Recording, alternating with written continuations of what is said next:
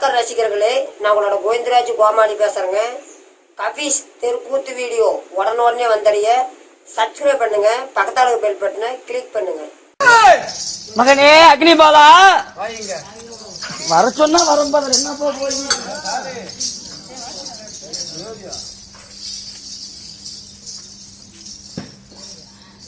மகனே அக்னிபாலா, உன்னுடைய கோபம் பொறுத்துக்கொள்.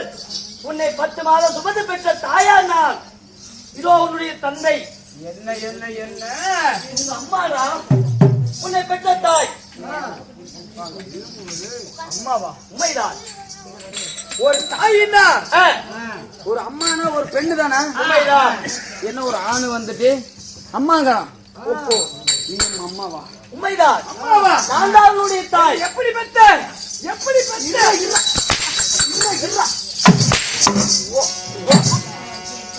பச்சை நிறம். ஓ, அப்பவே வேண்டாம் வேண்டாம்னு சொன்ன கஞ்சா உன்னுடைய தந்தை. யார் நீ? உன்னுடைய தந்தை. உன் மேனியெல்லாம் பாம்பு. ஆமா, புலித்தோல் ஆசனம். உண்மைதான். உண்மை. நீ யாரு? நான் தான் உன்னுடைய தந்தை. நீ என் தந்தை. ஒப்புக் கொள்கிறேன். ஓரம் போ.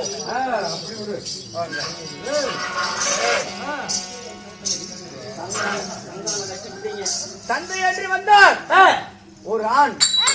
அப்பா என்று ஏற்றுக்கொண்டேன். அம்மா அம்மாங்கிறிய. சரி, என்னை எப்படி பெற்ற? ஓ, உன்னை எப்படி பெத்த? எப்படி பிறந்தேன்? சொல்றேன்பா, கோபத்தை பொறுத்து. நானா இருக்கிறேன். ஆமா, இருப்பா இரு. பார்த்தா கோபமாகிறது. நீ அப்புறம் உள்ள போயிடுறேன். உள்ளது சொல்றேன். எங்க போற? இரு, கோபம் பொறுப்பா. ஏப்பா வந்துருப்பா? ரூட் போட்டு கொடுக்குறேன். வாங்க. மகனே அக்னிபாலா, மேனியெல்லாம் பச்சை நிறம். உண்மைதான். மஞ்சள் இறங்கி உண்மைதான். பெருத்த உருவம். பாலு வெண்ணெய் உண்டு பாலும் வெண்ணெய். ஆனால் தியானம் அடித்துக் கொண்டிருந்தால் நீ எப்படி பிறந்தா என்ன ஒன்னும் புரியாது. கோபத்தை அடக்கி சொன்னால் உங்களுக்கு நன்மை கிடைக்கும். நாங்களும் தேவர்கள். தேவர்கள். என் கோபத்தை பொறுத்துக் கொண்டேன். உண்மைதான். நான் எப்படி பிறந்தேன்? எப்படி பிறந்தேன்? நான் பிடித்த ரகசியம் என்ன? அதை சொல்றேன். அந்த சவுக்கு கீழே போட்டுருங்க. வாய்ப்பு கம்மி. கீழே போட்டுருங்க. ஓடுங்க, அப்பதான் கோவம். நீ பிறந்த ரகசியத்தை சொல்ல வேண்டும் என்றால் கீழே போடு. அப்படியா? அதிசயம் வேணுமா? அனாதியா இருக்கிறீங்களா? சரி சொல்லு. வா சொல்லு. ஆனால் மைதிலா, நீங்களே சொல்லுங்க. நீங்களே சொல்லுங்க. செய்யறதுதான் நீ. பம்பகாபுரி நாட்டை ஆண்டு வரக்கூடிய பத்மாசுவரன் என்னிடத்துல வரம் பெற்றான். அவன் சூரனாக இருந்தால் இருந்துட்டு போகட்டும். ஆமா, நான் பிறந்தது எப்படி? அதனால அவன் இடத்துல வரத்துக்கு வந்தான். வரம் கேட்டான். சரி, யாரு கையிலயும் எனக்கு சாகு இல்லாத வரம் வேணும் என்று கேட்டான். பிறப்பண்ணி இருந்தால் இறப்பண்ணி இருக்கிறது. அப்படியா? அதனால அந்த வரம் தர முடியாதுன்னு சொன்னேன். சரி சரி, யாரு தலையில கை வச்சாலும் 10 எரியற வரம் கொடுங்கன்னு சொன்னான். சரி, நானு கஞ்சா மயக்கத்துல கேட்ட வரத்தை கொடுத்து விட்டேன். குடிப்பழக்கம் உண்டோ? உண்டு. ஏன் உண்டு? உண்டு உண்டு. எதனால் உண்டு? எனக்கு பரம்பரை பழக்கமே பரமேஸ்வரனுக்கு. உனக்கு கஞ்சா எப்படி வந்தது? அது அப்படி சொல்றேன்.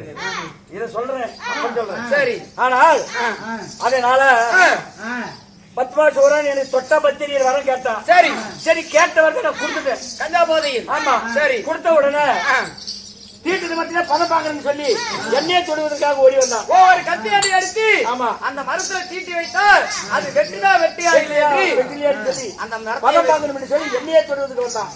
அதனால நான் ஓடினேன், ஒளிந்தேன், காடு காடாக ஓடினேன், ஆள் வேளாங்காடு ஓடினேன். வேளா மரத்த மீதில் ஏறி எங்கே ஓடினா, எப்படி ஓடினா, என்னென்ன ரூபம் கொண்டாய்? எந்த ரூபமும் கொடுல. நான் எந்த ரோகமும் கொடுல. நேரடியாக சென்றேன். ஆளு வேளா காட்டில் சென்று ஆளு வேளா மரத்த மீதில் ஏறி ஒரே காயாக வடிவம் எடுத்து தலைக்கீழே கால் மேலையாக தொங்கிக் கொண்டிருந்தேன். சரி, அப்போ அந்த பத்மாசுரன் ஆகப்பட்டவன் வேலை எட்ட கல்லு கீழே வந்துட்டான். ஆகணும். உண்மைதான். அப்படி சொல்ல வெள்ளாட ரோகம் மாதிரி மரத்தடியிலே படுத்துட்டான். மரத்தடியே படுத்துட்டான். சரி சரி, நாம எப்படி புழைக்கிறது அப்படி சொல்லி திருமண நாராயண கோவிந்தா மைத்தன் அழைச்சேன். மைத்தன் எப்படி வந்தாரு? எப்படி? அப்படி அழைத்த உடனே தாங்கள் என்ன ரூபத்தில் வந்தீர்கள்? அதாவது அன்றொரு தினத்திலே அதாவது தேவர்களுக்கெல்லாம் ஒரு இடுக்கு சரி தூர்வாசனாகப்பட்ட ஒரு சாபத்தை அளித்து விட்டார். உண்மைதான். அந்த சாபத்தை நிமோத்திரம் செய்வதற்காக அதாவது தேவாதி தேவர்கள் எல்லாம் அமிர்தம் கடைந்தோம். தேவாதி தேவர்களும் அசுரர்களும் அமிர்தம் கடைந்தார்கள். சரி அப்பொழுது தேவர்களை ஏமாற்றி கொண்டு அந்த அமிர்தத்தை எல்லாம் அந்த அரக்கர்களை சாப்பிட நினைத்தார்கள். அதை அறிந்த ஹரிராம கண்ணன் மாய மோகினியாக ரூபத்தை மாற்றி அவங்களுக்கு கல்லு அதாவது போதை பொருட்களை கொடுத்து விட்டு தேவர்களுக்கு அமிர்தத்தை கொடுத்தேன். அந்த எடுத்த மோகினி அவதாரத்தை இன்று எடுத்து ஏனென்றால் பெண்ணுக்கு செய்யாதவன் எவனும் அகில உலகத்திலே கிடையாது. யாரா இருந்தாலும் ஒரு அழகான பெண்மணியை கண்டா ஆசைப்படுவாங்க. உண்மைதான். அதை என்வசப்படுத்தி அவனை கொன்றேன். அதாவது எப்படி என்னை சேர்வதற்காக அந்த சூரனாகப்பட்டவன் அவன் வாங்கிய வரத்தை மறந்தான். யார் அதாவது என்னுடைய கருத்தை எடுத்து யாரு சிறுசுக்கு மேல வைத்தாலும் அவர் சிறுசு பத்தி எறிய வேண்டும் என்ற வரத்தை வாங்கினான். சரி அப்பொழுது என்னை கட்டி செல்ல வருகின்ற பொழுது ஐயனே உன்னை நான் கட்டி சேர்கின்றேன். அப்படி கட்டி சேர்வதாக இருந்தால் உடலெல்லாம் ஒரே வேர்வை துர்நாற்றமாக இருக்கிறது. நீங்க ஜலம் இருந்தால் அந்த ஜலத்திலே போய் நீராடி விட்டு வாங்க, பிறகு கட்டி சேர்வோம் அப்படி என்று சொல்ல என் மேல் இருக்கும் மோகத்திலே ஓடினான் ஓடினான் ஓடினான். காதல் மோகத்தில் இருக்கும் ஆசையால் கட்டி சேர வேண்டும் என்ற ஒரு எண்ணத்தில் ஓடினான் ஓடினான் இங்கே ஓடினான். ஓடிக்கொண்டே இருந்தால் இந்த அகில உலகத்தை அனைத்தையும் சுற்றினான். சரி அப்பொழுது நான் அறியாம கண்ண நான் என்ன செய்தேன்? இந்த அகில உலகத்திலே எங்கேயுமே தண்ணில்லாதவதை செஞ்சுவிட்டேன். உண்மைதான் உண்மைதான். குட்டை ஏறி வெற்றி கடல் எங்கேயுமே நீர் இல்லாத மாதிரி பண்ணீங்க. எங்கேயுமே நீர் இல்லாத வழிக்கு செய்து விட்டேன். சரி அப்பொழுது பெருத்தது ஒரு வட்டப்பாறை. அந்த வட்டப்பாறை மீது ஒரே ஒரு ஆட்டுக்குழாம்பு. ஆட்டுக்குழாம்பு என்றால் ஆட்டினுடைய கால் பதக்கம். ஆமா அதிலே ஒரே ஒரு சொட்டு நீர் இருக்க செய்தேன். ஒரு சொட்டு நீர். உண்மைதான். ஆமா அதை பார்த்த சூரனாகப்பட்டவன் திரும்ப என்னிடம் வந்து சேர்ந்தான். சரி அம்மா இந்த உலகத்தை எல்லாம் சுற்றி பார்த்தேன், எங்கேயுமே தண்ணி இல்ல. ஒரே ஒரு ஆட்டுக்குழாம்புல ஒரு சொட்டு தண்ணி இருக்குது. சரி என்ன செய்வது என்று கேட்டான். அப்பொழுது யார தொட்ட பாவமா இருந்தாலும் நீரை தொட்டா விலகும். ஒரு சொட்டு தண்ணினால அது தண்ணி தான். ஆமா அதை தொட்டு உங்க தலைக்கு மேல வச்சுட்டு வாங்க. சரி அப்ப இருவரும் கட்டி சேரலாம் என்று சொன்னேன். அப்பொழுது என் மேல இருந்த காதல் மோகத்திலே அவன் வாங்கிய வரத்தை மறந்து விட்டான். சரி அந்த ஜலத்தை தொட்டி தலையிலே வைத்தான். திக்கென்று பத்திருந்தான். ஓஹோ அப்பொழுது அந்த மோகன ரூபத்தை விட்டு உயிரூபம் எடுத்து வந்தேன். உயிரூபம் எடுத்து வந்து மைசூரா சிவபெருமானே நான் தான் ஸ்ரீமந்த கண்ணன் வந்திருக்கிறேன் என்று சொன்னேன். அவர் பத்மாசுரனாகப்பட்டதால் பெண்ணாக ரூபத்தை மாற்றி வந்திருக்கிறான் என்று, அதாவது கிருஷ்ணனாக ரூபத்தை மாற்றி வந்திருக்கிறான் என்று சொல்லி நீ அந்த பத்மாசுரை வதைத்தாய் என்று சொல்கிறாய் அல்லவா? எப்படி வதைத்தாய்? அந்த ரூபத்தை என்னிடம் காட்டு என்று சொல்ல அந்த மோகினி ரூபத்தை காட்டும் பொழுது அந்த மோகினி மீது இந்த சிவபெருமானாகப்பட்ட கஞ்சா மயக்கத்தில் இச்சா செய்தார். அப்பொழுது நாங்கள் இருவரும் கட்டி செய்கின்ற பொழுது அப்பொழுதுதான் நீ பிறந்தாய். அப்பொழுது நான் மட்டும் பிறந்தேனா? இல்லை எண்ணற்ற பாலர்கள் பிறந்தாரா? ஐவர்கள் பிறந்தார். யார் யாரு? முந்தி பிறந்தவர் முனியப்பன், கழுத்துல மணியோடு பிறந்தவர் மணிகண்ட சுவாமி, அல்லையிலே பிறந்தவன் அய்யனாரப்பன், கடையிலே பிறந்தவன் கடகடப்பார், நீ ஒருவன். மொத்தம் ஐவர் பிறந்தீர்கள். உண்மைதான். ஆகட்டும் நான் பிறந்த போதிலும் எனக்கு என்ன பெயர்? எனக்கு என்ன பெயர்?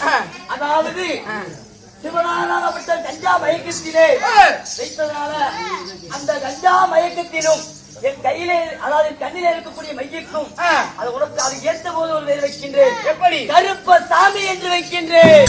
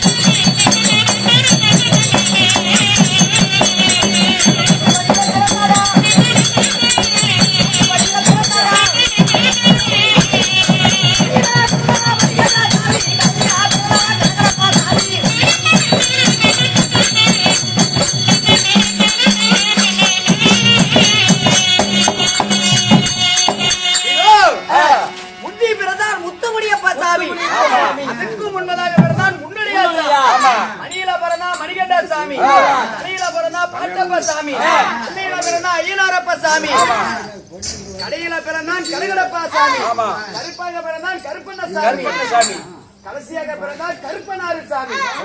அப்படி என்று எண்ணற்ற பாடல்கள் பிறந்தோம். அப்படி பிறந்த போதிலும்